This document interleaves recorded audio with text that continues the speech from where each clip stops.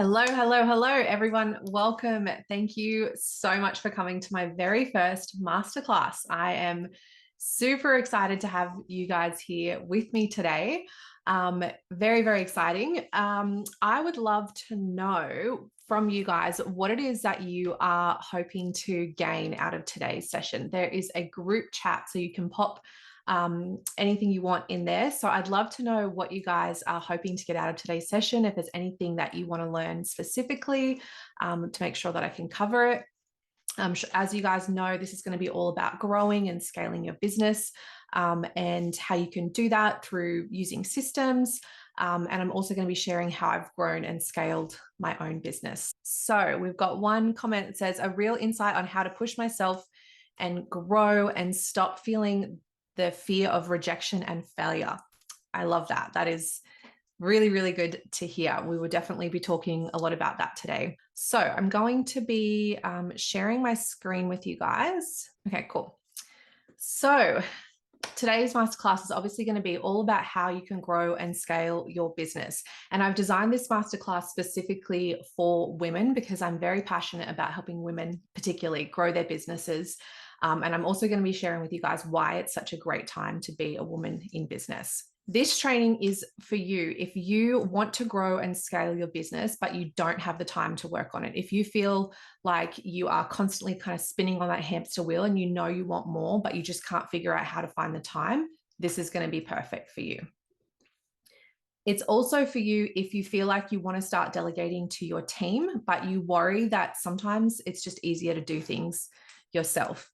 It's also for you if you want to feel more consistent growth and stability in your business. So if you've noticed that you're having, peaks and troughs and you're not getting that consistency, then this is going to be perfect for you to show you how to get that consistency across the board. And then it's also going to be perfect if you feel like you're stuck in a loop of trading time for money. So if you're currently running your business and all that happens is when you're working, you're earning money. If you're not working, you're not earning money, then this is going to be perfect training for you to show you how to stop trading time for money.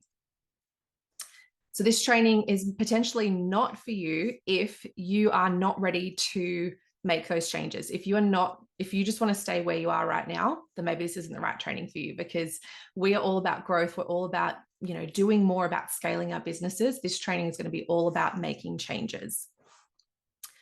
It's also not for you if you don't have any team members or you prefer to work on your own as a solopreneur, which is completely fine. There's no right or wrong answer when it comes to this. So if you don't really want to grow a team, then this training is probably not going to be for you, because it is more about team and how you can use your team to scale your business. And it's probably also not going to be great if you don't have any customers yet, or you just started your business and you don't have anyone yet. Although you're totally welcome to stay and watch, because you're probably going to learn a lot about what you need to do further down the path. But this is mostly aimed at people who are already doing around $200,000 a year in their business. This information is going to help you really scale. Then it might not also be for you if you're just looking for a quick fix or for an instant result. I've had my business for 17 years and I can tell you that it has been a long process. It has not been a quick overnight thing. So that's why this training is really about long-term results. It's not about those quick fixes. And then also, I want to let you guys know this is a no fluff, no BS type masterclass. So I'm going to teach you how to set systems in place so that you can grow and scale your business to $1 million and beyond. And I don't want to waste your time with anything fluffy or information that you can just find on Google. I really have put a lot of intention in this masterclass to make sure that you guys can understand how to put systems in place and how to actually scale your business. So before we get into it, just a little bit about me. If you guys don't know who I am, my name is Shakira Jade. I'm the owner and founder of Hair Candy Hair Extensions. So I started my own brand of hair extensions 17 years ago. I scaled the business from a home salon to a multi-million-dollar brand. I currently have a team of about 25 amazing women, all women-run business. I also own a e-commerce store and I have a warehouse as well. That's called Hair Candy Australia. And we have our own brand of hair extensions and tools and products and things. And then last year in May 2023, I decided to start business coaching because I really wanted to help women in business grow their businesses. And I love talking about business. It's honestly my favorite thing to talk about. And I could talk about it all day. So being able to help women grow their own businesses is something I'm extremely passionate about. I'm also passionate about building a business that has freedom and balance, because for so many years I worked day in, day out in my business and I just couldn't find that balance. I was chained to my business and I honestly felt like I had a job half the time because I was so busy working, constantly trading my time for money, that I became really exhausted. So I've become very obsessed with building this business that is all about freedom. And I've been able to grow and scale my business without having to give up all of my freedom, which is what I want to show you guys today. And fun fact, I dropped out of school when I was 15 because I wanted to make money. I thought it was a waste of time and I just wanted to get out there and start a business and start making money. So point of this telling you guys that is, if I can run this business with no high school certificate and I dropped out of school, you guys can absolutely do the same. You don't need any kind of qualification. You don't need any sort of business, certification to run a business and to be really successful. I also want to give you guys a bit of an overview of my businesses. So I have basically 3 different branches. I have my hair candy salons. We have 3 locations. We have a team of about 22 and we specialize in hair extensions. I then also have a separate business called Hair Candy Australia, which is my wholesale e-commerce business. We also do education and we have an online course as well with that. And then I have my business coaching business. So those are kind of the 3 different arms of my businesses. And last year, collectively, we generated over $5 million in sales. So the business has grown astronomically, and it's what I'm here to show you guys today as well, is how to really use different parts of your business to grow collectively. Now, it's also the best time in history to be a woman in business. And I found some of these articles just to show you guys how much women are actually killing it in business right now. There's new studies coming out that are showing that women entrepreneurs are outperforming men, and companies that women found tend to be generate more revenue, create higher job growth. They dream better and they execute better. So it's really exciting to see there's so much coming out now about how well women actually do in business. Women are becoming millionaires at twice the rate of men over the past decade, which is beyond exciting. And there's also a lot of grants going around. There's a lot of government grants now that are happening specifically for women in business to help them grow and scale and to help give them that cash injection when they need it. So there really has not been a better time to be a woman in business. And it's also more important now than ever to create your own stability and security. And we're able to do this in business because of the online world. When I started my business, there was no such thing as social media. We had to find clients the old school way. So now we have all this opportunity with the internet, with social media. There is so much possibility for us to be able to grow our businesses. So it's now more than ever, it's more important. So what is the number one thing that has created consistency, security, and wealth within my business? This is something I get asked a lot, and this is what I'm going to be sharing with you guys today. What it really comes down to is systems and scaling. So I never would have been able to scale my business to where it is today and to have a huge team if I wasn't able to scale my business. There's so many different ways that you can build a business. Of course, that doesn't always mean you have to build a huge team like I have. You can have a small team. There are so many different ways that you can do this, but it's going to be what works best for you.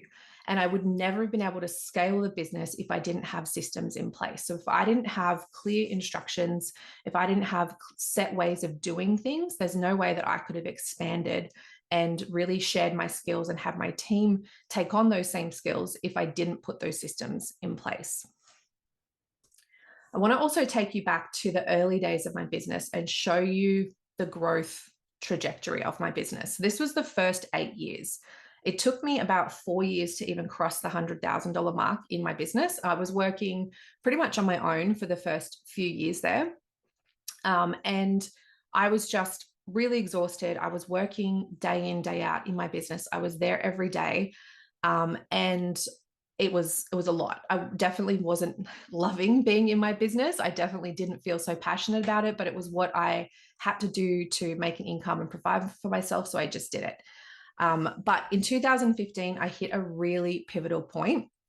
So I actually found out that I was $200,000 in debt, and I had accumulated all this tax debt and credit card debt. And I was so overwhelmed. I was so stressed out. I can't even describe to you the thoughts that were going through my head. I thought about declaring bankruptcy. I thought about just giving the business away, just throwing in the towel. I just thought, this is too hard. I can't do this anymore. But that was actually the point where I decided to, first of all, get a coach. I got a business coach. And one of the first things she said to me was, we need to put systems in place. And at that point in time, I really didn't understand what systems were. I had probably 3 or 4 team members working for me at the time. And every time someone would come into the business, I would just verbally explain to them what to do. I didn't really have like an exact system or technique or anything particular that made my business unique. It was sort of just sharing information. Everyone was just kind of jumping in and doing their best. So my coach said to me, we need to put systems in place. And I was like, okay, what does that mean? What does that involve? And she taught me all about systems and how I could actually implement them and how I could create a business that could run without me, and so much more. And the second thing I did was also hire a financial advisor to help me with my tax debt, because I had no idea how I was going to get out of this situation. And I just thought I need some professional help. So got an advisor. They helped me. And I'm really proud to say that within 2 years, I had all of that debt completely paid off. And I started to take my business seriously. I started to treat it like an actual business. And then let's zoom out, and I'm going to show you guys what happened when I decided to make that change. And when you look at it like this, those first 8 years were pretty minimal in sales compared to what we've done over the next years coming after that. So that was a really pivotal point. And you guys have to remember, when I was at that point in 2015, my business hadn't been doing that well. I couldn't see what was on the other side of that challenge. I just knew that I had to find a way to figure it out. I had no idea how, but I knew that I could somehow figure this out. And the answer for me was putting systems in place in my business. I also want to point out that at this point where people are feeling so stressed out and they're feeling so overwhelmed, that's normally the point where people give up. That's normally the point where they feel like, this is too much. I can't do it anymore. I'm just going to go back and get a job. I'm just going to do anything because this is too hard. But I couldn't see what was on the other side of that challenge. I couldn't see the insane growth that I was going to have in my business at that point in time. I couldn't see the freedom that I was going to have. I couldn't see anything that I have today. I had no idea it was even possible back then. So I wanted to share this with you guys to just remember that no matter where you're at right now, whether you're in a good place or you're in a place where you feel like things are really hard, you just have to make it through. There is always an answer to every problem. You just have to find that solution and make it through. And you never know what's going to be waiting for you on the other side. And today's training is going to help you with hopefully working out through some of those challenges, putting systems in place that can help you. So what are we going to learn today? We're going to learn why creating systems is the key to scaling your business to new heights. We're also going to learn how to automate your business and systematize so that your business can run without you. And then thirdly, I'm going to share how to build a business that is a sales machine and continues bringing in income, even if you're not there running the business every single day.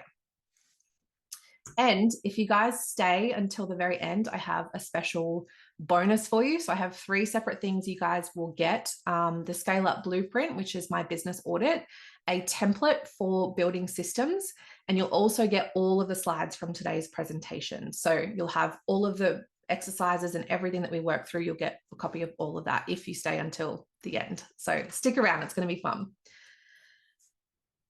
So I want to share with you guys my blueprint for success. So this is something that I see a lot when it comes to being successful in business. This is how an entrepreneur or someone who's running a successful business will look at their business. So they start with the vision. What is it they want to be known for? What desires do they have for the business? Are they looking at this business as a long-term game, something they want to potentially sell one day? Or are they going to franchise the business? They have their vision so clear in mind of exactly where their business is heading. The second thing they're very clear on is their goals. They know what goals they want for their business. They know how to achieve those goals. and they have very specific and measurable goals in place. The third thing they do is they put a plan into action. They make an action plan to reach those goals. They're not just, fancy things that you write down and sound nice. They have an action plan to achieve those goals and make sure they happen. And they also create systems to ensure those goals come to fruition. And then the final part of it is implementing the systems, performing the services, actually doing all of that. Now, what I see happen a lot with especially new businesses is they do it in the reverse order. Someone wants to start a business and they decide, okay, well, I'm really good at this one thing, so I'm going to start a business and I'm going to perform some services, or maybe I'm going to sell some products. And then as their business starts going along, they start gaining some traction. They think, okay, this is going well. Now I need to make my first hire.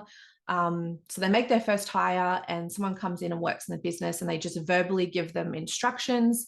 And then maybe that person forgets the instructions that they gave, or maybe the person they've hired isn't doing things very well. They're not doing them to the same standard or the same consistency that you are as a business owner. And then you start to think, well, maybe I need to put some systems in place. Maybe I need to actually give them some written instructions, or maybe I need to have an actual system of how things are done in my business so that I can then pass that on to my team. And then you start thinking about, what are the goals for the business? What do I want for this business long term? And then you move to the vision. What do I want to be known for? How do I want my team to treat my customers? How do I want to sell my business? So a lot of people go through this process in the reverse order, but that's why I wanted to share this with you guys today, so that you can get that structure in your mind and work your way from the top down. Now, what I'm assuming with you guys being here at this masterclass is that you already have your vision in mind. You already have your goals in mind. And then now we're in the planning stage. So we're in the creating system stage, because we know what we want, we know what we're trying to achieve, and now we're creating systems to actually get us there. And if you guys aren't clear on your vision and your goals, I'm going to share something with you at the end that will also help you with that. But let's just assume you already are, and we're on to the creating systems. So I want to talk about the difference between scaling and growth in your business, because you might hear the word scale and you might think, oh, that's just like my business is growing up or my business is expanding in size. Let's talk about what scaling actually means. So growth refers to an increase in revenue or sales as a result of being in business. So it can also mean more locations, it can mean more employees, it can mean more clients. Growth just refers to an increase in your business. But the biggest problem with growth is that it takes a lot of resources and a lot of effort to sustain constant growth. And if you guys have had some success with your business and you've seen it grow, you know exactly what I'm talking about, where it can feel like in order to grow, it just requires more time. It requires more energy, more effort, more of you constantly. And it can be so exhausting. But scaling the business, on the other hand, is when your revenue increases without a substantial increase in resources. So this means more growth without constantly employing more employees, having more customers, and putting more effort in. So that's why this whole masterclass is about scaling, because scaling a business can be done in so many different ways. But what we really want to do is grow exponentially. We want to increase the profit. We want to increase the output, the impact that you might have, but we don't want to continually be doubling and tripling our time and our effort and our energy, because we're only one person and it's not sustainable to be able to really grow at that rate.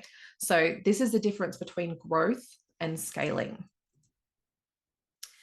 I want to introduce you guys to a concept called 10x thinking for scaling. I recently read a book called 10x is Easier Than 2x.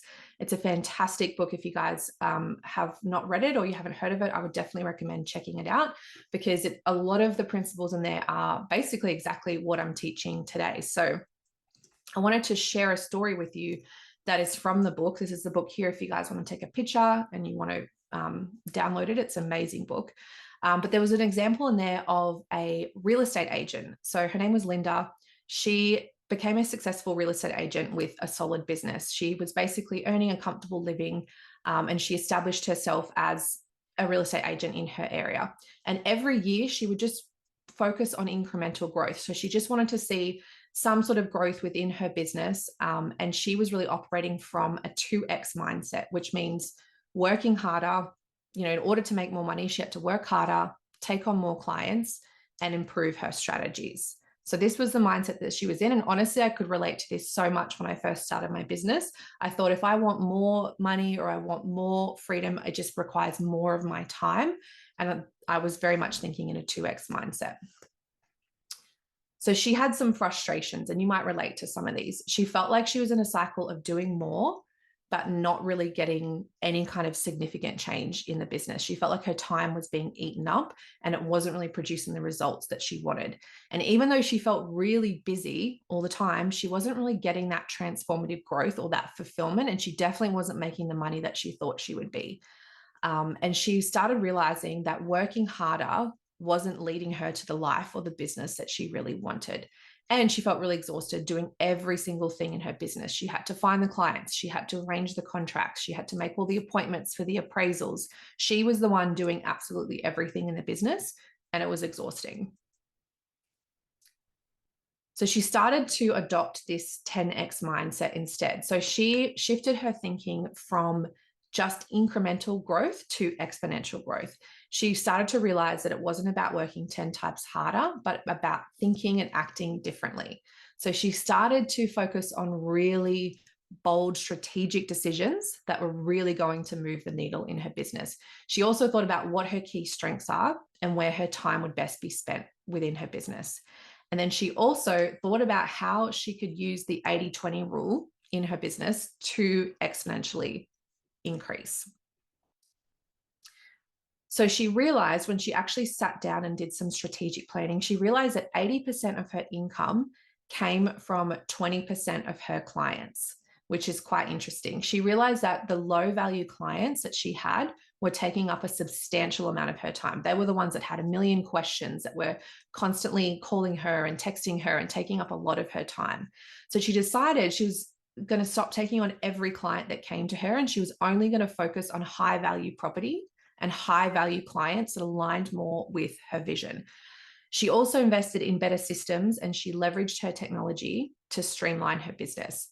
And she hired a team to handle the lower value tasks so that she could spend her time focusing on what truly mattered and what was really going to increase the business. She then eventually also started hiring other agents so that they could help expand the business as well.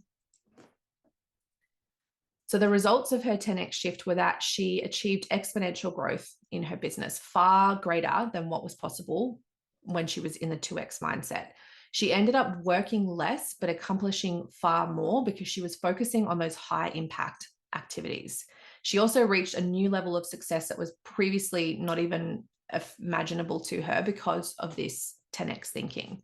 And she really started to learn that her time was best spent on high value activities, which were signing new clients, networking, making sure that her brand was able to grow. And then she actually eventually ended up starting her own real estate firm, and she had agents working for her all over the country. So amazing story of growth. But what I really want you guys to think about this is, what is the 80-20 in your business?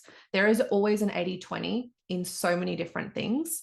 But it's just about finding that 80-20. So think about which 20% of your products or services would be generating 80% of your revenue, or which 20% of your clients or customers would account for 80% of your profit, or which 20% of your offers or your services or your products have the highest profit margins. This is an exercise I would love for you guys to do later. Go through and look at this 80-20 rule and see if you can find this within your business. I think you'd be very surprised. You can also look at this from a productivity standpoint as well. So what 20% of your daily activities contribute to 80% of your results or your progress? Or what 80% of tasks are you currently doing that you could delegate or eliminate altogether that would free up more of your time?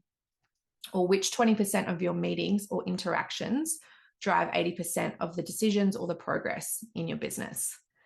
So I would love for you guys to really think about this. This is something I have continually done over the years within my business, is looked at what things am I doing that I don't need to be doing that are really not helping me grow the business? Or what meetings am I a part of that are potentially not the best use of my time, where I could just have more strategic meetings with key people within my business, and I don't need to be meeting with every single person all the time. Really, really good exercise to go through.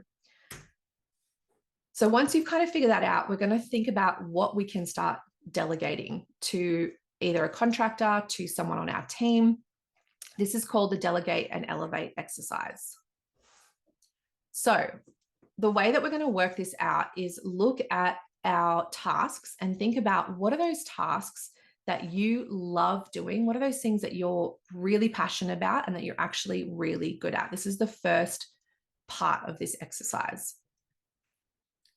The second thing we want to look at is, what tasks do you like doing that you are good at, but they're not your favorite thing to do? They might be things that you don't mind doing, but probably not the absolute best use of your time. The third part of this is looking at tasks that you don't like doing, but you're good at. So these might be things that, you can do them and you're fine doing them, but you don't particularly like doing them. And then the last box we have is the tasks that you don't like and that you're not good at. So if there is anything that is going to be draining you, or anything that you're like, oh, I just can't believe I have to do that again, that is the first place that we want to look at for delegation, because you started your business to enjoy yourself. You didn't start your business to be doing things that you hate doing all the time. So we want to start with this box first. So this is another exercise that you guys can do. Take action. List all of your tasks and responsibilities on a piece of paper. And if it's easier for you, just do a huge brain dump and just list out every single task in your business that you have to do, everything that you're responsible for. And don't leave anything out. Include big things, include small things. Even if it's something really annoying or something really little that doesn't happen very often, just include everything on there, so you have this huge brain dump of everything. The next step is to create those 4 quadrants. So you can either do this at once and then transfer it, or you can put the tasks into the quadrants as you go and decide where everything fits into these quadrants. Step number 3 is to sort your tasks into the quadrants. So think about each task as you go. How much do you like doing it? Are you good at it, but you wish somebody else could do it? And for example, if you love strategic planning and you're really good at it, then put that in the love great quadrant. If you are good at handling emails, like you can respond to them and you're good at it, but you don't enjoy doing it, then that would go in the don't like / good quadrant. Step number 4 is then to analyze the quadrants. So you want to look at where you're spending your time and where you might be feeling drained. And of course, the first place that you want to look is the don't like, not good quadrant. So these are the first tasks that you should delegate. And I remember when I first started my business, one of the things I hated doing was answering the phone. I hated that I had to stop my client, go and answer the phone. I just felt like it really distracted me, and I wasn't able to give my clients this really good service because I was constantly leaving to go answer the phone. So I think the third person that I hired in my business was an admin receptionist, because I really didn't want to answer the phone. I knew that I could get a better result if she was taking the calls. And that also meant I could do more clients. I could focus more on what I was doing because she was handling the admin side of my business. So think about what is really draining you in your business. What are those tasks that you just think, oh, I can't believe I have to do this again. This is so frustrating. Those are the first tasks that we want to take off our plate and delegate to either someone on our team or to a subcontractor. Another one that I got rid of really early on was doing the bookkeeping and the accounting and the payroll. That I found was really, really draining. So I hired an accounting team to handle all of that for me. That took a huge load off my plate. And saved me a lot of time. And that meant that I could focus on other bigger picture things, and I could really focus on scaling the business. So step number 5 is to identify who can take on these delegated tasks. So you want to look at, we've decided now we've got these tasks that we want to delegate. Who's going to take over these tasks? We want to make sure that we clearly communicate our expectations and the desired outcomes. So this is, again, where having systems in place is so important. I'm going to show you guys a little bit further on, but if we're going to be giving tasks out to team members or even to a subcontractor, we have to very clearly communicate our expectations of them, because if we don't communicate our expectations, that's where things are going to start to go wrong. That's where you might have one expectation, they have another, and they start doing the job thinking they're doing it correctly, and maybe they're not. So having that really clear communication for them is going to really help with the outcome. You also want to provide any kind of training or resources that you can, which again, I'm going to show you exactly how to do that in this masterclass. You want to have a timeline for when those tasks should be completed, and you want to set up a system for checking in and providing feedback. So as you delegate as well, you'll start to notice that you have more time and energy to focus on those tasks that are in that love, great quadrant. So once you start removing some of those things that you're not interested in doing and that you don't enjoy, your energy is going to feel different. Your whole outlook on your business is going to start to feel different once you start moving into those areas that are really enjoyable, and you start spending more of your time in those really enjoyable areas. So I wanted to also let you guys know, take a little break from learning for a second. You can win a 90-minute strategy session with me valued at $697 if you share that you are on today's masterclass. And I'm going to be drawing the winner tomorrow. So I'll pop up a little screen. If you guys take a picture, upload it to your story, just say anything you want that you're learning, you're growing, you're working on your business. It's great because you're showing your clients or you're showing others that you are working on yourself and bettering yourself, and that's never a bad thing. So take a pic, upload it to Instagram, and I will announce the winner tomorrow. All right. So now we're going to get stuck into talking about systems and how we're going to actually implement them in our business.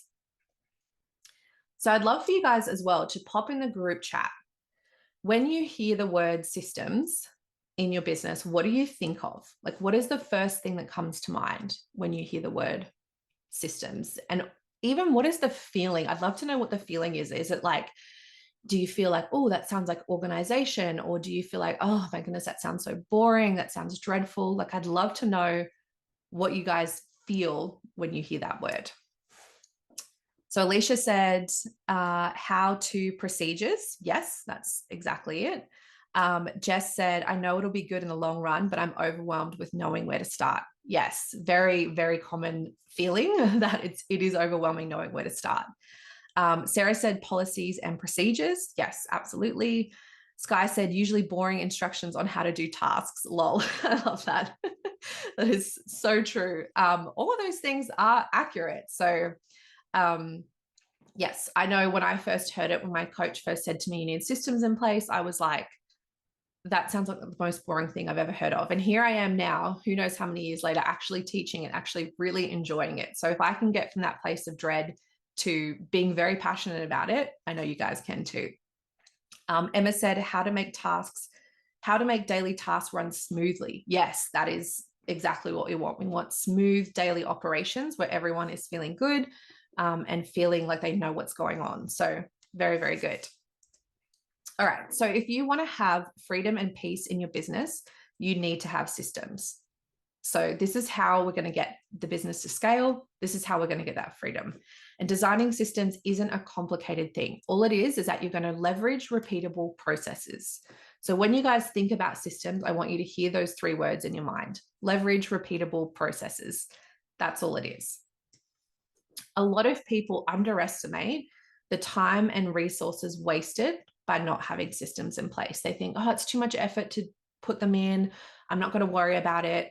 But they actually underestimate how much time and resources are being wasted every day by not having them in place. They also overestimate the time and energy that it takes to strengthen the systems component of the business. They think it's going to be this huge task, it's going to be full-time work, that's going to take so much time and energy, and they just get overwhelmed. I want to let you guys know there are 5 hidden costs that come from not having systems in place. So one of them is that you can be hitting a glass ceiling, or your business can be bottlenecked. And oftentimes what I see with businesses that I coach is it's the owner who is the bottleneck, because everything is relying on the owner. Everything has to be done through them. They become the bottleneck in the business, and the business isn't able to grow. It also means your business isn't adaptable. If you find some kind of issue or something is going wrong, you're not able to make the changes quick enough to adapt. So it means that your business is slow to react when things happen. It also can lead to team turnover because really good high performing team members love to have structure and systems in place. And usually it's the lower performing team members who are the ones that don't want to be told what to do, or they don't want any kind of instruction. They just want to have complete freedom. So really good team members will want that feedback. They'll want structure. They'll want to work in with the business. You also won't have any time to work on the business because you're so busy doing everything, you're not able to have that time. And if you ever want to sell the business, it's virtually impossible because all of the wealth and the value in the business is locked up in you as the business owner. So if everything revolves around you, you can't leave and you can't sell the business. So that's another cost as well. Now, there's 5 benefits to having systems. You're able to grow a lot faster. You're able to grow more consistently and have more predictable results. You also have happier customers because they know what to expect every single time. I always say it's like going to McDonald's. You know what the burger is going to taste like, you know what the fries are going to taste like, and it's the same every single time. And that consistency is nice and it feels really good from a customer's perspective. You're also going to be able to attract and retain top talent because good team members love to have a culture of discipline and accountability. And I've seen this in my business time and time again. You also get more time. It gives you back more time, more freedom as a business owner, and it accelerates the value of the business. So if you ever want to sell the business or you want to franchise or do something more, it's going to be a lot more attractive to a potential buyer if you have everything in place. So if you're wondering how strong your business is right now, you can answer yes or no to these 4 questions. So first one, are your systems documented? Yes or no? Are they refined and simplified? Are they followed by everyone in your business? And are you getting the desired results? So if it's yes to all of them, amazing. Pop in the chat if it's yes, anyone, I would love to know. Or if it's no, and there's things that you potentially think you could work on, let me know in the chat as well, because I'll be the first to put my hand up and say my business is not even 100% yes in all of these. It is a continual work in progress. And I would say for me, probably the biggest one is, are your systems all documented? I'm still documenting. And especially as we have new things come along, or I find a better way of doing things, that's another thing that we have to document. So this is something that is, a work in progress that continues on. So let's look at the steps to actually creating systems in your business. We're going to look at 5 different key components today. So the first one is the what, which is what needs to be done in your business. Secondly, we're going to look at when, like how often is this system going to be recurring, how to actually do each process of your business, who is going to be doing these processes, and then we have the improvement piece and how we can improve our systems. So let's start out with the what. So the first thing, which you guys pretty much have already done at this point, if you're working through this as an exercise, which is making a list of the 10 to 15 most crucial things that need to be done in your business. So if you guys do the delegate and elevate exercise and start there, and you just do a massive brain dump of everything that you do, that right there is already going to give you, somewhere within there will be the 10 to 15 most crucial things that need to be done in your business. So it's easier to start there than to start here. Get all that listed out so that you know exactly what is the most important things, and that is where we begin. So we start with only 10 to 15. It doesn't need to be any more complicated than that. So an example of this in my business, for instance, in my wholesale e-commerce business, might be something like adding new products to Shopify. So if we get a new product in, how do you add it to Shopify? Something else might be what to do when a package goes missing, which happens with Australia Post way more often than I'd like it to happen. So we have an SOP for that because it happens a lot, unfortunately. How to do a quality control report when we get a new shipment in. So these are all things that happen that need to be done by different people in the business, and they need instructions for that. Now, some of the questions that I get asked with this is, do I have to document all of them? Do I have to document every single little minuscule thing that goes on in my business? The answer is no, you don't. The 10 to 15 most crucial aspects of the business are the most important to start with. But eventually you do want to get to the point where you've got a pretty well documented, pretty well rounded out business. I know franchise model businesses have every single document down to the tiniest detail in like a book this thick, basically. So depending on how far you want to take your business, it is good to have as much listed as possible. And once you start to see the power of having systems in place, it almost becomes addictive. Like it's very exciting when you start getting into it and you start building these systems out, because you realize how much easier that makes things. For instance, I just hired someone recently who is an accounts person to help me with accounts in my business. And I felt really excited to create the systems for her role. I was creating a brand new role that I'd never had before. But because I've done this so many times and I've had so many people in different roles in my business, I know the process of having someone come on and then having to teach them everything, and then they leave and you've got to start all over again with someone new, and then they leave and you've got to start all over again. And it's this tiring, constant circle that you go through. So having everything listed out, knowing that once you create these systems, that's a one-time thing. They're done, they're in place. And then it doesn't matter if this person's doing them or that person's sick and someone needs to jump in and do it, because you've got everything already there. It's so much less stressful. And then the second question I get asked is how detailed. Now, my answer to this is it should be as straight to the point as possible. You want some details that are important, but honestly, most of the processes in my business can be done on a one-page document, maybe a two-page if it's a bit more complex, but it can be very simple, very straightforward. It doesn't need to be overcomplicated. Now, the when piece, I want to introduce you guys to business rhythms. So basically, a business rhythm is the structured cadence or frequency of activities, meetings, and processes that keep your business running smoothly. So this can be things like strategic planning. So how often you're going to strategic plan, the meetings that you have with your team, the feedback loops. So this can be feedback loops between you and your team or you and your customers, and then the task frequency. So business rhythms is something, this is, again, I didn't put this as an exercise, but this is something that you guys can do as an exercise, is jot down all of your business rhythms. So how often do you want to be strategic planning? How often do you want to be having those regular meetings? How often do you want to be checking in with your customers? Everything in a business should run on this rhythm, because that's when you're going to start getting that consistency, and the frequency becomes, everything becomes more predictable because you've got that frequency and everyone knows the frequency, everyone knows exactly what's going on, and it just creates real alignment in the business. So writing down your business rhythms could look like, getting a Word document and you want to put down everything that you want to run on a rhythm, and be done on a consistent basis. Next, we want to think about when.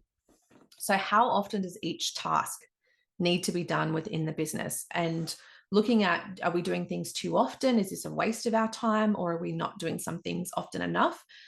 This is a really good chance to have a look at this. Now, an example for this might be how to do a quality control report for a new shipment. So each time a new shipment comes in, which normally happens about once a month, then that's the cadence, or that's the rhythm that we want to have our quality control report being done. Another example that might be a leadership meeting. So we have weekly leadership meetings in my business, and these meetings themselves have a structure to them, and they occur every single week. And we know that we've tried different things. We know that works really well for the business. It keeps everyone on track. So this is something that we do weekly. Now, the next thing is, where do I put all of this information? So you might be wondering, okay, I've figured out my cadence. I figured out my what needs to be done. Where do I put it all? Like, how do I make this a centralized system? And what if it's also not a recurring task, but it's just a one-off task? I want you guys to consider having a task management software. If you don't already have one, you need to get one. This is going to absolutely change the game for you. We use Asana in my business, which is actually free. It's a great system. There's other ones like Trello or ClickUp or There's so many out there. Whatever you guys like the look and the feel of, I would definitely sign up for a task management software. So this is like a little bit of an insight into what my task management software looks like, but this is what's going to really help you to organize your business and get those rhythms happening on a regular basis. And I want to show you inside one of my systems, which is my podcast system. So I've got everything laid out here, but for my podcast, there's lots of different steps that are involved, and there's lots of different people that are involved. So there's myself, there's my podcast manager, and there's my virtual assistant. So all three of us have tasks that we need to do to make sure the podcast can come out on a weekly basis and make sure that everything is done. So we've got this board within Asana, which has all of the steps that are needed. So you'll see along the top there, we've got info and ideas, then we've got the to record, we've got the to edit, and then there's like a completed one. There's a section if we have any freebies or bonuses. And then at the very end, it is once it's completely done. So as we move through each of the tasks, we can slide those little boxes over, and we know exactly where we're at for each episode. This is also a great way to keep everything in a centralized hub as well. So on the side, we've got our links. So if you click into there, you can see all the links for absolutely everything that we have in the business.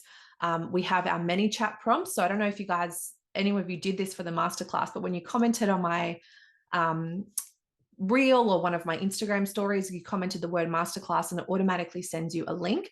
So that is set up within ManyChat, which again, I could do a whole masterclass on that. That's a fantastic program. But there's so many different prompts. I've got podcast prompts, I've got masterclass prompts, I've got book a call prompts. So I've got them all listed in there. So I know exactly if I'm going to post something on Instagram, I know exactly where to find everything. And then I have a template for each time there's a new podcast episode. So I'm not having to rewrite the steps. I'm not having to think about, wait, do I record first? Do I do my video? Like I don't have to think about anything. It's all listed in here. So I'll show you another example. So this is for a podcast episode. We have all of these different steps. So you guys can see, I mean, there's more steps than what I've even got on here, but we've got create the title, record and audio and video, upload the audio. And then my podcast editor, she's got to go through and do all that. She creates a blog post. She's got to schedule it. There's all these different steps that she has. You can see the little photo on the side. I've got me, we've got Em, my podcast manager. And then below that, we have our virtual assistant. So each step that is done on a repeatable basis is in here. And all I have to do each time I want to create a new one is I just copy and paste, and I've got a brand new task list that I can start working through. I can put the dates in here, and you can also do recurring tasks as well. So if you have a task that needs to be done on a weekly or a monthly basis, all you have to do is set it up to be recurring on that basis. And then the person who is responsible for that knows exactly what they need to do. And as well, if they decide to leave and someone else comes into that role, you've already got everything set up, it's already in place, and then they can just take over and start doing those tasks.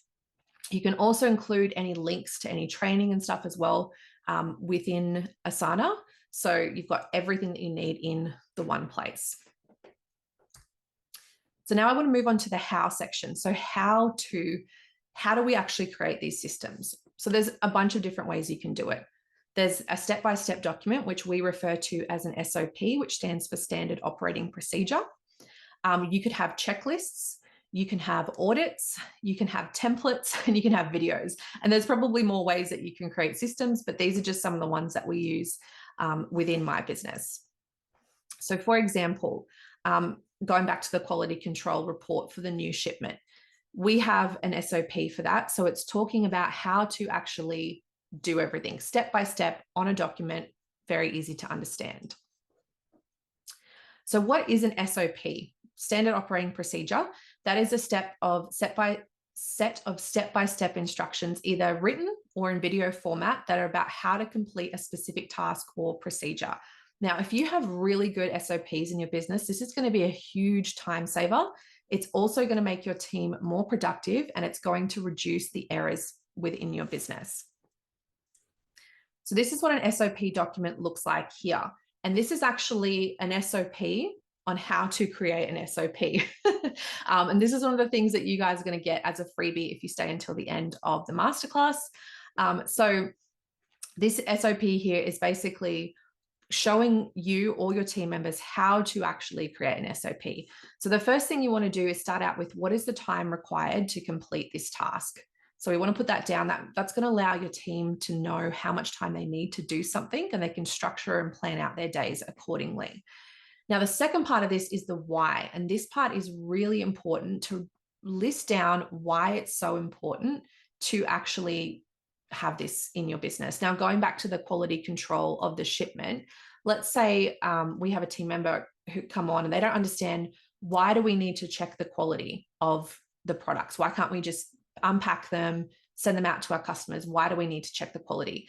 That is where we have the opportunity to say, the reason we need to check the quality is because there are inconsistencies with the supplier. We pride ourselves on having the highest quality and the highest standards. So we need to check every single shipment that comes in. And this is so that we can have a really good reputation, so that we can be the best hair extension brand in Australia, and we can, accomplish our goals. So you want to always tie the reason that they have to do that particular SOP or do that particular task in the business, tie it back to the bigger picture. It's not just counting packets of hair, or it's not just doing something for the sake of doing it. It's because of the bigger picture. It's because of the overall purpose and the vision for the brand. So having this why is very important. And it's also great if you find that your team are not following the procedures, or they're not doing specific things, they're just taking shortcuts or doing it how they want. You can go back to the document and say, this is how we do things. This is our policy here. And the reason why we do it this way is XYZ. So having that why piece in there is very important. Then we want to have general guidelines. So this can be anything they might need to know to complete the task. And then you can have everything written out, step 1, step 2, step 3. As I said earlier, keep it simple, keep it straight to the point. You don't need to write big, long descriptions. Just what do they need to do to get the task done to the standard that you want it done. And then you can also use screen capture if you want to insert little snippets or anything like that.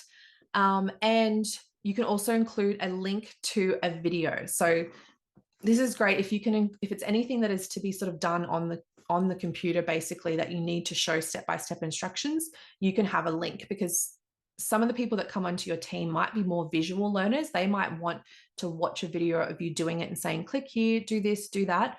Other people prefer to read documents. Other people prefer to be shown. So there's so many different ways that people learn. So if you can have all of the ways covered, that's going to help every single type of learner. And this is just an example of one of the ones I spoke about earlier, which is how to add a product to Shopify. So, one of the reasons for that is so that our customers can actually buy the product that we're selling. So pretty important that we have it on Shopify. And then we have all of the steps that go through there on how they need to do that. And then we also have a recorded video, which shows them exactly how to add a product into Shopify. So one of the softwares that we use for this, which is one of my favorite softwares ever, is Loom. So Loom basically records your computer screen, and it also records your face if you want, and your voice. And you can walk through exactly how you're doing things step by step. And the best part about it is that once you're finished recording, it saves it onto the cloud or onto their server, and you get a link. So you can put that link in your SOP document. It's very quick and easy. And your team can actually search within Loom if they want as well. They can go in there and they can search, for example, how to add a product to Shopify, and the video is going to show up. So it's really searchable. It's an amazing software. I highly recommend Loom. So going back to the FAQs, so the first one is, do I need to do this before hiring? And my answer is yes and no. So I would recommend, if you have the time, to try to do this before you hire someone new, but you don't necessarily have to do this. If you are hiring someone who is really good at what they do and they have experience in the role, you might actually be able to show them how to create SOPs, and they might be able to do it for you, depending on the person that you're bringing in. So think about that as well. I know my team now are so amazing. I have some really high level, amazing women in my business who will create SOPs. They'll create new systems. They'll come up with better ideas than I even have myself, because they're the ones actually doing the processes every single day. So yes, it's great to do it if you can before you hire someone, but if you are hiring people who are high level, there's a good chance they're going to be able to help you and potentially even come up with a better way of doing things. How much guidance do I need? So just like I said, try to keep it simple. You don't need to go overcomplicated with this, straight into the point. Obviously, as well, anyone who's going to be watching these videos, or they're going to be learning these things through your SOPs, you're paying them to do that. So you don't want to make them any longer or any more time consuming than they need to be, because that's also going to cost you as well. So straight to the point, simple is really good. And where should I put all of this information? So you can put it in Asana. That's a great place to keep everything, especially if your team is smaller and you just want to keep everything in the one place. You can actually do absolutely everything in Asana. You don't even need to have SOP documents. You can put them in Asana and do it all completely in there. The second option is to have a Google Drive folder. So each document that you do, you can keep them all together in a Google Drive. Again, Google is searchable. So you can search documents. You can search, for example, someone wants to know how to add a product to Shopify. They could just search that in Google Drive and it's going to show them results in there. So anything that you guys do, it just has to be a centralized place where everyone on your team can access it. That's the most important thing. Now the who part of this. So who, if it's just you on your own, obviously you're the one doing everything. So you don't need to worry about this, but it is good to put in the tasks and to start this process, even if you don't have team members or you've only got 1 or 2 team members, it's still really important to start this process. So for example, with my podcast, I know that I have to prep and record the episodes, then my podcast manager will edit and upload them, and then my virtual assistant will upload the social posts. So everyone has their role to play, and we get this set up. Now, if I was just doing the podcast myself, I would still set up the systems and I would have everything in place, because that would mean every week when I go to do these tasks, I don't have to rethink about, am I forgetting something? Do I have to do this first or that first? Everything is already there for me in Asana. And then once I'm able to get a podcast manager or I'm able to get a virtual assistant, I just assign those tasks to them. I just move them over. So they're already there and they're already ready to go. Just taking you back to this example again, you can see down the side all of the different tasks and all of the different people who are assigned to them with a little circular photo. So what if you're the only one? Like I said, make sure that you still try to do this process. It is going to be so much easier if you can start this process now. And then when someone comes on board, you already have everything ready to give them. So it's easier for you as a business owner to have everything that you need to do outlined so that you're not having to remember everything.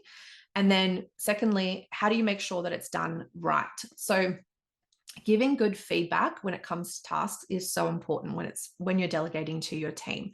Getting used to giving feedback can be hard. I know I really struggled with it at first. I didn't want to ever upset anyone or hurt anyone's feelings, but it is really important to give feedback. So if you're assigning these tasks to your team and they maybe come back and they haven't done the work to the standard that you want it done, this could be a great opportunity for you to maybe, again, record a Loom video and say, hey, I love what you've done with this part of it, but then this part here maybe needs a little bit of work. This is how I would tweak this. Or you could even say, my way of thinking is I would prefer it done in this particular way. So you kind of want to give them insight into your way of thinking. You want to give your team examples of what you value or what you see as the business owner or as the visionary for the business.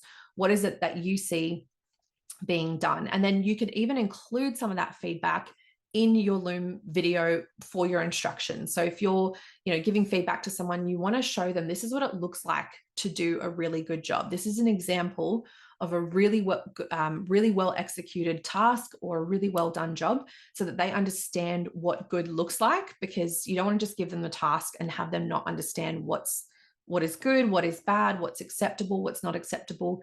You want to give your team as much insight into your thinking as possible so that they can start to get in your brain. And it's actually pretty cool, because I know a lot of the girls on my team now, they'll say something to me like, I bet you're thinking this, or they already know what I'm going to say before I've even said it.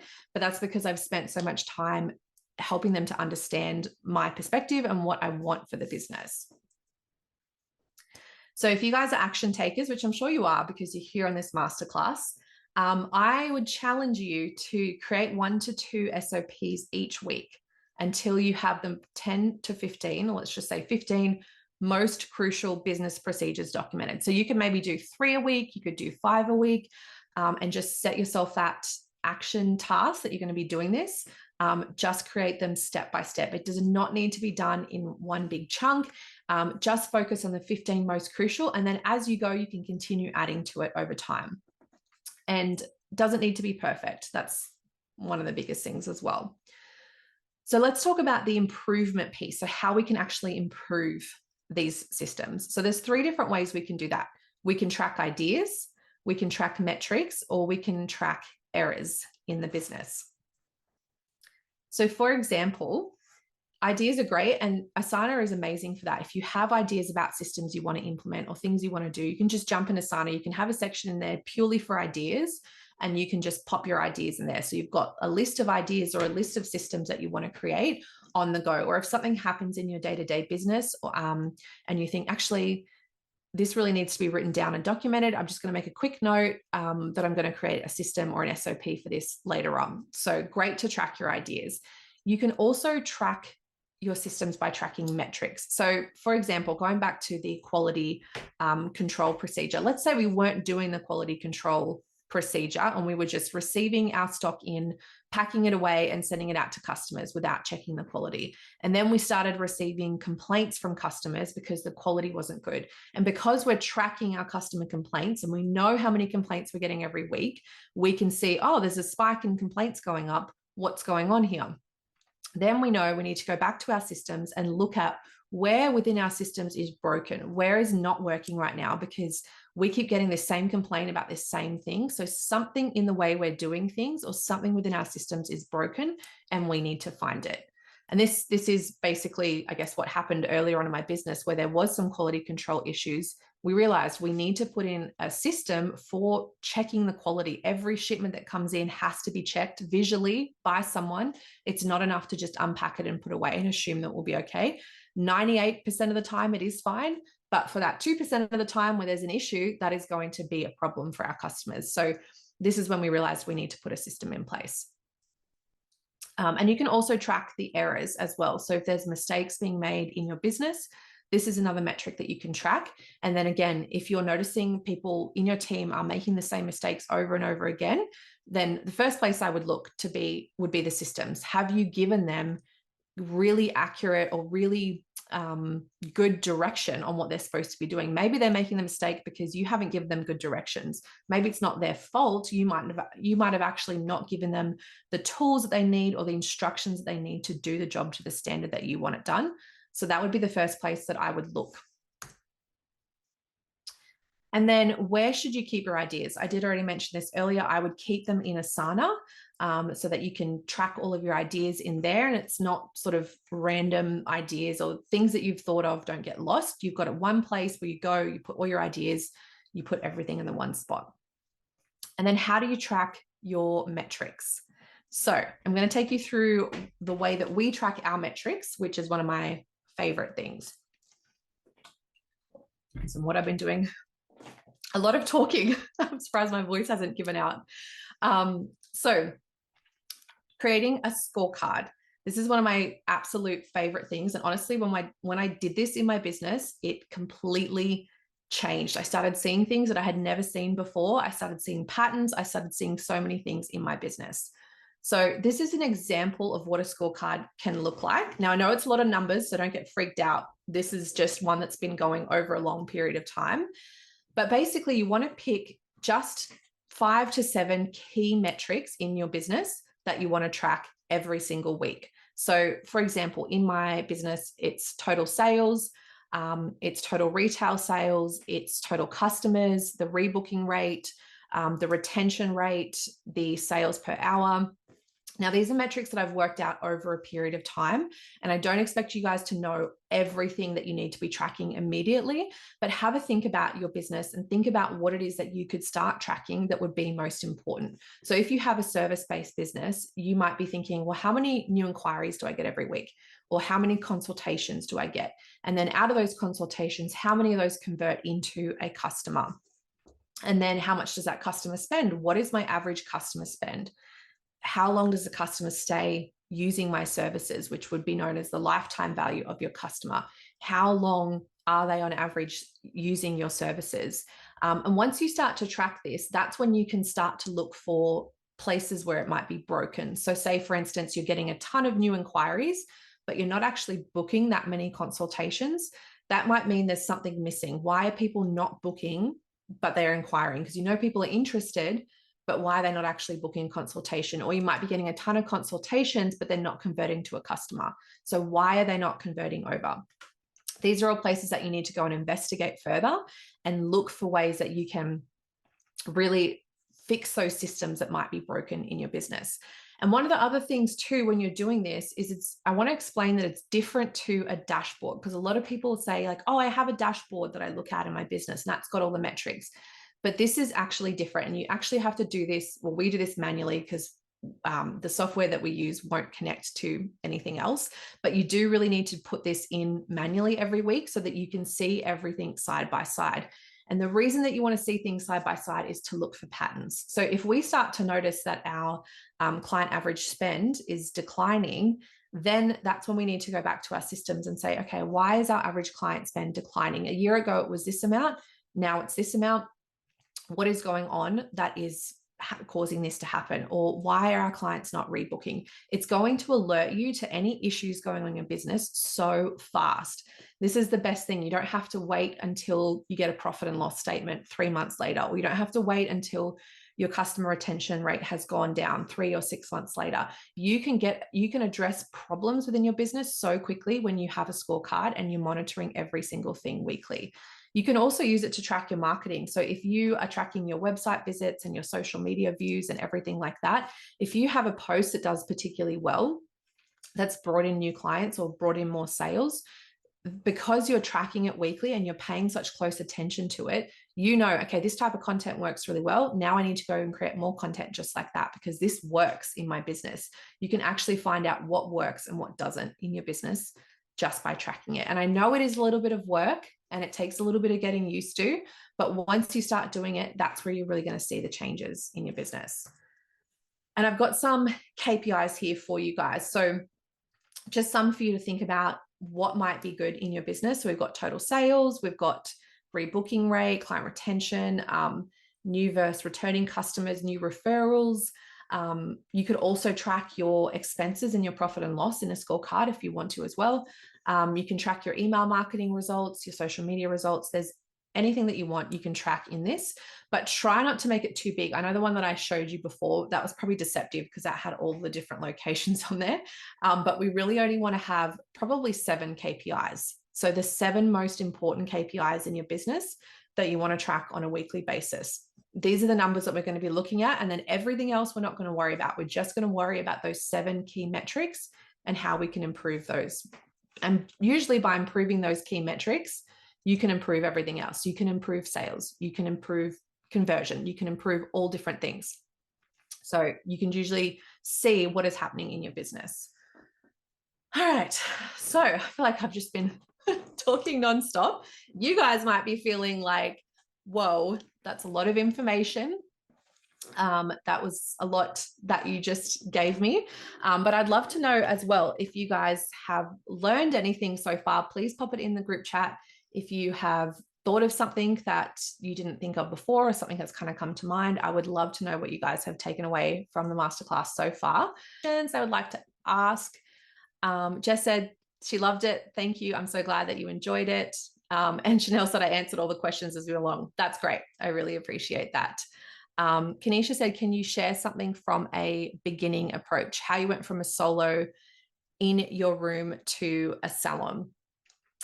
So definitely it was a process. I would say I started out building my clientele, and I really made sure that my clientele was strong and I had a good reputation and a good brand before I actually expanded into a location, because I didn't want to just jump in and kind of not know that I had that backing. So I was definitely making pretty good money, and I was definitely I definitely had like a solid business before I moved into the location. But then when I did actually open my first salon, that was when I really was like, okay, the pressure's on. I've got to pay rent. I've got to pay all these expenses, I got to pay all these overheads. Now I really have to treat this business like an actual business, and I really have to go all in on it. So it definitely pushed me to work harder, to really try to figure everything out, because I just felt a lot of pressure, I guess. So sometimes pressure can be a good thing. You can use it to your advantage. Even that situation I had where I was in tax debt, that felt like the worst thing that could possibly happen to me. But I used that situation to drive me, to push me harder, to put more systems in place to figure out how to run my business. Amazing. Well, thank you so much to everyone who joined me today. I had so much fun here with you guys. I hope that you guys enjoyed the masterclass. Thank you so much for coming along. It was amazing getting to hang out with you guys and share with you my new project. Everyone said thank you. Thank you so much, guys. I absolutely loved being here with you. I've had the best time, and I will see all you guys soon.